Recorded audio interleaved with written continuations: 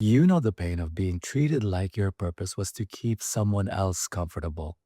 Your attention was expected. Your body was expected. Your forgiveness was expected. So you learned to work harder, ask for less, and call that love. Then you got out and made the opposite rule: never need anyone, never ask for care, and never trust a promise. But that kind of freedom can leave you alone inside a relationship. Today, I'm giving you one practical reset for keeping commitment alive without turning commitment into possession. First, we need to separate commitment from ownership. Ownership says, because you're my partner, your attention, time, body, care, sex, loyalty, forgiveness, and continued participation belong to me. Commitment, on the other hand, says, we made real agreements. I will honor mine. I will tell you when something changes. I will listen when you ask for care. And I know your personhood never became my property. A current agreement creates responsibility until that agreement is honored, renegotiated, or ended. Co- Consent can be revisited. That doesn't make promises meaningless, and it doesn't erase the impact of breaking one. Your worth is not up for renegotiation. Dignity, safety, and freedom from abuse are not rewards for good behavior. Love cannot be coerced, and you do not have to erase yourself to deserve care. Relational access is different. Nobody earns ownership of another person's body or private life, and nobody gets to use autonomy as an excuse for deception, disappearance, neglect, emotional unavailability, or broken agreements. The book Oelani uses the word grantedness for the entitlement that can become attached to a relationship title. The title isn't the problem. The problem begins when the title is treated as permanent access. For this episode, I'm condensing the response into one framework: the grantedness reset. Ask instead of assume. The book says the less presumption you have, or rather, relationships tend to become better the less presumption you have. Appreciate instead of possess. Keep showing up instead of coasting. This is not a diagnosis, a clinical tool, or a guarantee. It's a way to turn hidden assumptions into visible behavior. Going back to Riley and Morgan's example, Riley and Morgan have built a committed relationship. The title isn't the problem. Exclusivity isn't the problem. Commitment isn't the problem. The trouble domain begins when the title quietly replaces communication. Morgan starts expecting Riley to reply immediately. If Riley is working with a friend, Morgan sends another message. Why are you ignoring me? Morgan changes Friday's plans without asking because Morgan assumes the relationship must always come first. At night, Morgan treats affection earlier in the evening as an advance promise of sex later. After an argument, Morgan assumes Riley will forgive quickly because committed partners stay, right? Each assumption sounds small by itself. Together, the assumptions turn Riley's participation into an entitlement. Riley starts compensating. Riley checks the phone during work, cancels time with friends, says yes to changed plans, and tries to prevent Morgan's disappointment before Morgan even expresses it. Riley offers sex without wanting sex, then feels far away during it. Riley apologizes first after every conflict because peace feels safer than honesty. The more Riley gives, the less visible Riley feels. This is where a survivor can get trapped by a familiar thought. If I communicate more perfectly, stay calmer, give more, or become easier to love, the imbalance will finally correct itself. Professor Sam Vaknin describes a specific pattern in narcissistic relationships. Entitlement can make a person's mere presence feel like enough while that person expects exceptional recognition or reward. Vaknin also describes one partner undercommitting while the other compensates by overcommitting. The overcommitted partner may start thinking, the problem is me. If I work harder, the relationship will balance out. Here, it gives Riley language for one danger. More self abandonment won't repair someone else's entitlement. Morgan begins with the phone. Instead of, why are you ignoring me? Morgan says, I'd like a check in when work runs late. Is that something you can agree to? That's a request. Riley can answer honestly. I can't promise immediate replies while I'm working. I can text by 7 if I'm running late. If I can't, I'll tell you in advance one possible. Now, there's something concrete to accept, revise, or decline pre negotiation. The request doesn't compel Riley. Riley's boundary doesn't erase Morgan's need. Riley and Morgan can negotiate and rather Riley and Morgan can negotiate the actual relationship instead of fighting over an invisible rule. When Morgan addresses changed plans, rather than Morgan addresses changed plans, I want more flexibility on Fridays. Can we decide by Thursday whether we're going out? Riley answers, yes, if we both agree. Once we confirm, neither of us changes the plan without asking, except for an emergency. That's a real agreement. It isn't ownership because both people choose it, or before because both people chose it. It's still a responsibility. If Morgan wants to change Friday's plan, Morgan asks. If Riley agrees, the couple renegotiates. If Riley doesn't agree, Morgan keep Morgan can keep the plan, keep discussing the conflict, or eventually decide that the agreement no longer fits. Morgan can silently violate it and rename that behavior freedom. The book OLNE describes boundaries as emotional, physical, sexual, or logistical limits and describes consent as voluntary agreement that can be revisited. The same passage favors explicit discussion and renegotiation over silently violating an agreement. So, Riley brings up sex directly. Sometimes affection seems to become an expectation that I'll want sex later. I need affection to remain affection unless we both want more in that moment. Can we check in instead of assuming? Morgan answers, yes.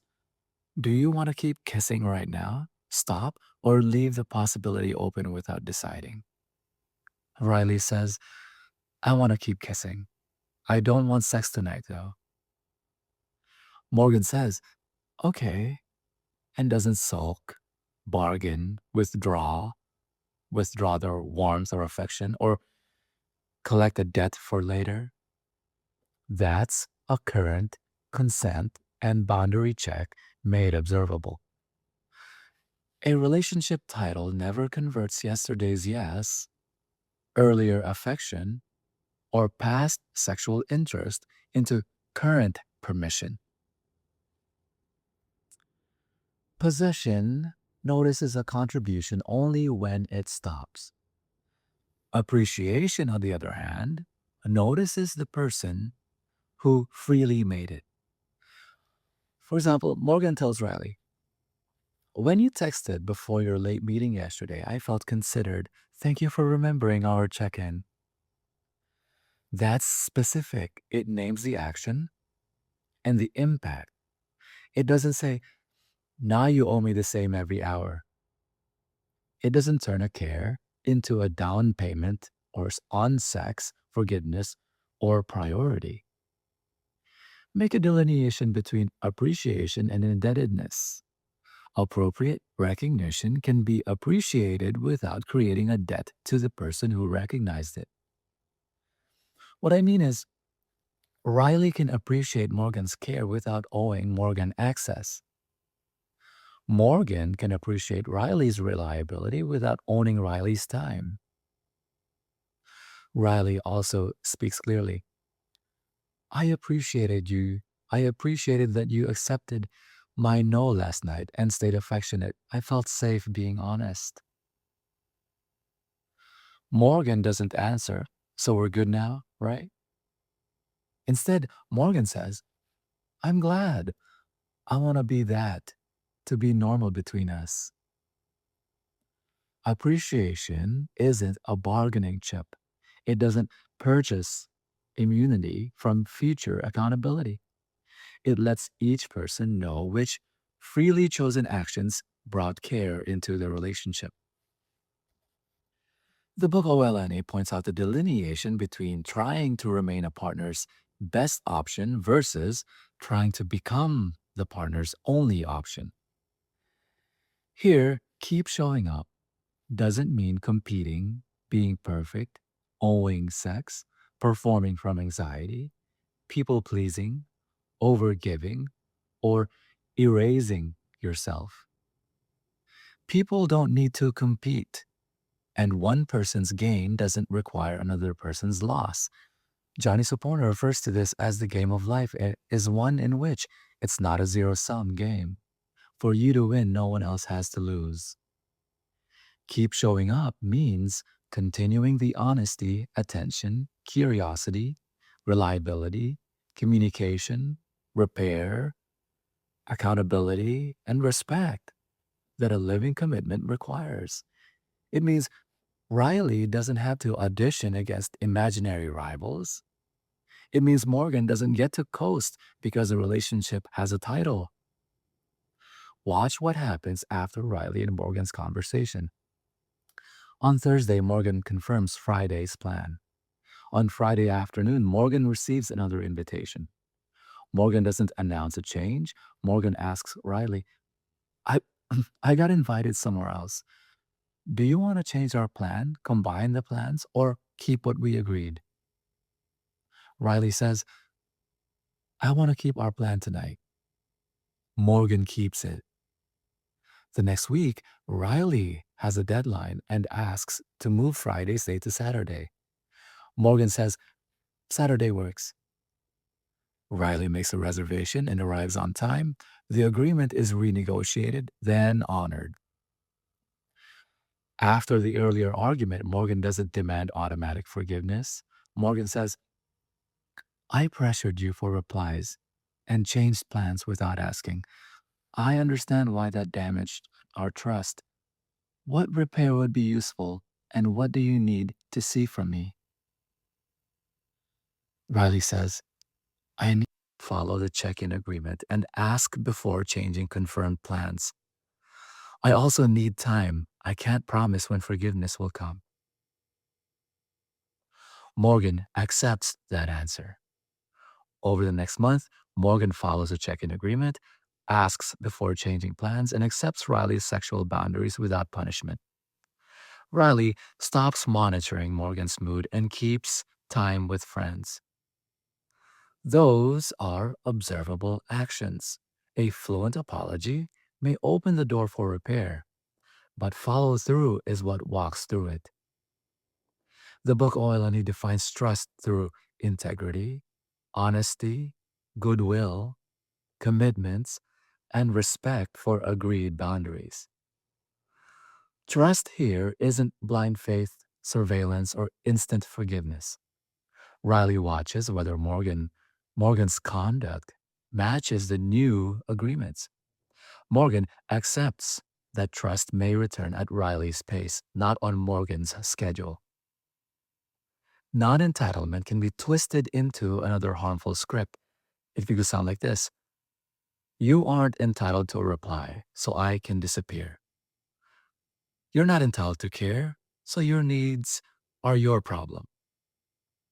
Consent can change, so my commitments mean nothing. The Book OLNE explicitly warns that autonomy and non entitlement can be used to justify neglect, poor communication, emotional unavailability, and evasion of accountability. The book also separates healthy autonomy from freedom from responsibility. Healthy autonomy includes choosing commitments consciously and communicating them clearly. So, yes, Morgan owns Morgan's time, Riley owns Riley's time, and if Riley and Morgan agree to a Friday date, both people are responsible for honoring it or communicating a proposed change. Morgan is free to decline sex. Riley is free to decline sex. Neither person is free to pressure the other. Both people can ask for reassurance. Neither person can force reassurance on demand. Both people can leave the relationship. Neither person gets to deceive the other while quietly living outside the agreement. This is not a scorecard. Riley and Morgan don't need identical contributions every day. A fair relationship can include different strengths, capacities, and forms of care. Reciprocity means that both people recognize each other's contributions and freely participate in the relationship they actually negotiated. And repair isn't guaranteed. Riley and Morgan's example shows what repair requires, but it doesn't prove every relationship can be repaired. If Morgan keeps pressuring, breaking agreements, punishing boundaries, or offering promises without follow through, Riley doesn't owe more chances.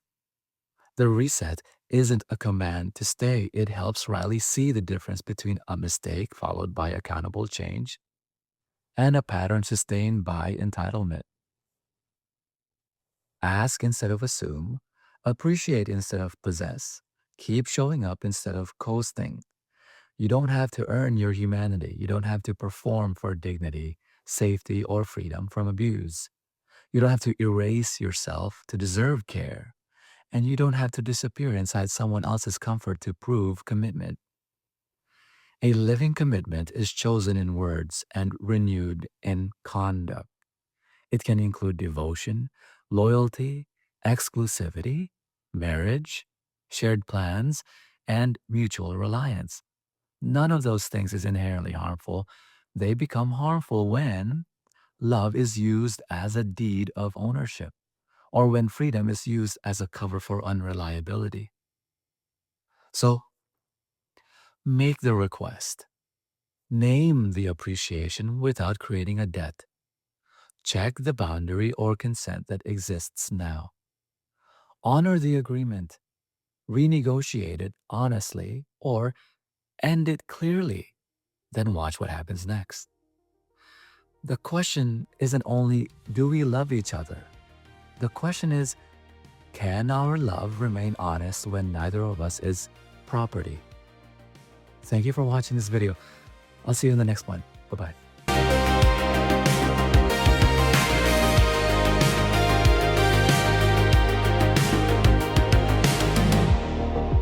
I don't want the version who's frightening to stay in. I held you too close like I could stop the changing.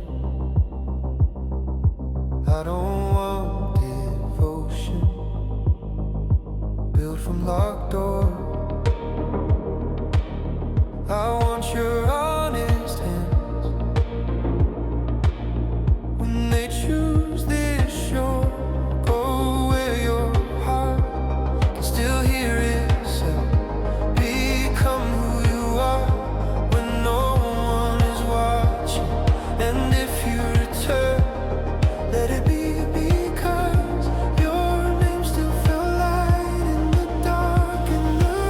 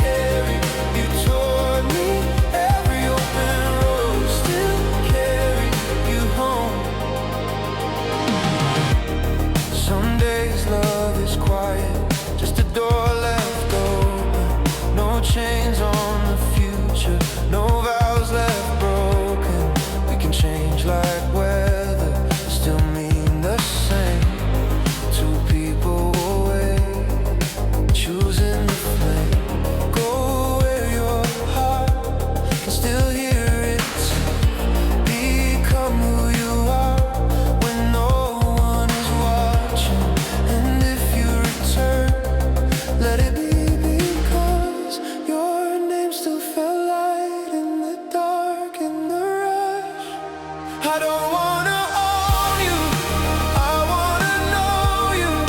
I want the one who comes back on their own. Every open road still carried you toward me. Every open road still carried you home. If we meet again, let it not be fear, let it be the calm of a love stayed clear. No locked up promise, no desperate hope, just two free hearts.